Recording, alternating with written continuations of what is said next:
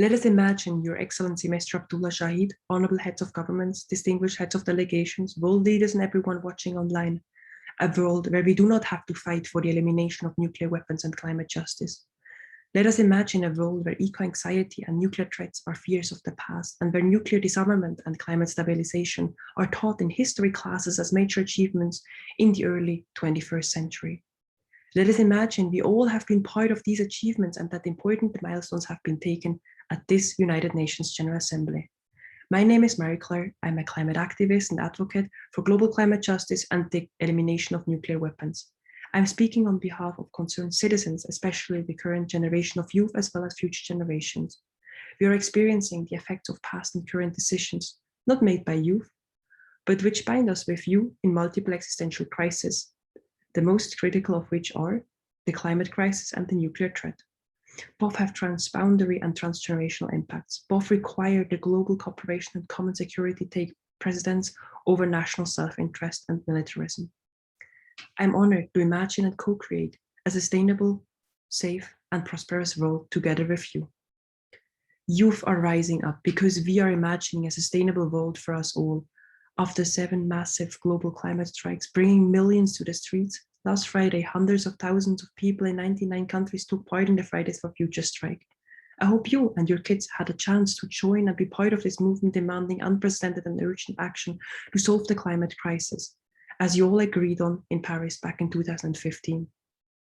And that you also join with youth to create a nuclear weapon-free world as all governments agreed in the very first resolution of the United Nations. We need to stabilize the climate no later than 2030 and eliminate nuclear weapons no later than 2045, the 100th anniversary of the United Nations. We are committed to these goals. Are you too?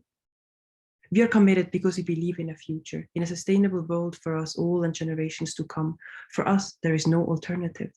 While many of us are at the front lines, we are not only victims. No, we are part of the solution.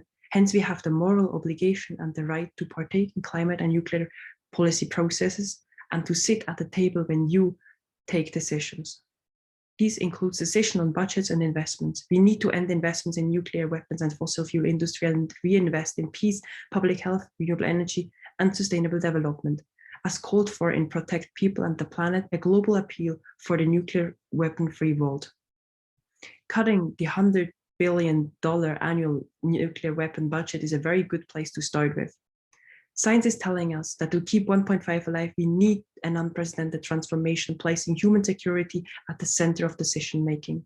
Science informs us that any use of nuclear weapons would have massive environmental and economic impact, so governments must phase out their reliance on nuclear deterrence. In my imagination, we co-create a world where there is no nuclear winter, no massive famine, no contaminated waterlands and crops. We are at the break it or make it moment in human history.